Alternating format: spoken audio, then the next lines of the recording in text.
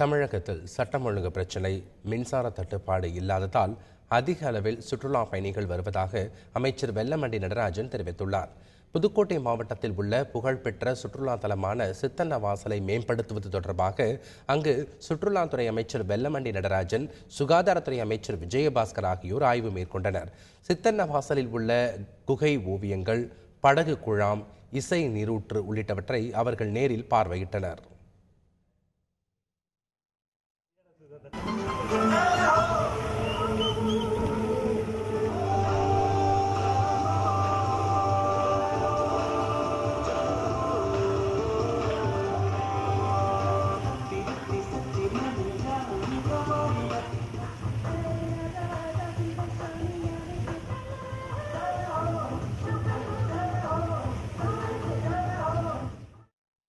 பின்னர் செய்தியாளர்களிடம் பேசிய அமைச்சர் வெல்லமண்டி நடராஜன், சுற்றுலா பயணிகளின் வசதிக்காக அனைத்து மாவட்டங்களிலும் சுற்றுலா அலுவலர்கள், கைடுகளை பணியமர்த்தும் நடவடிக்கையில் அரசு முனைப்புடன் ஈடுபட்டுள்ளதாக தெரிவித்தார்.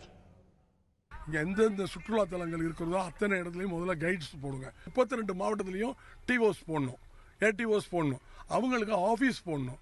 அந்த ஆஃபீஸ் போட்டு அவங்க இந்த இடத்துல அவங்களுக்கு வாகன வசதியெல்லாம் செஞ்சு தரணும். அதெல்லாம் இந்த அரசு முனைப்போட உடனடியாக செய்யும். இந்த நிதியாண்டிலேயே மாண்புமிகு முதலமைச்சர் அவருடைய மேலான கவனத்திற்கு எடுத்து சென்று நிச்சயம் நிறைவேற்ற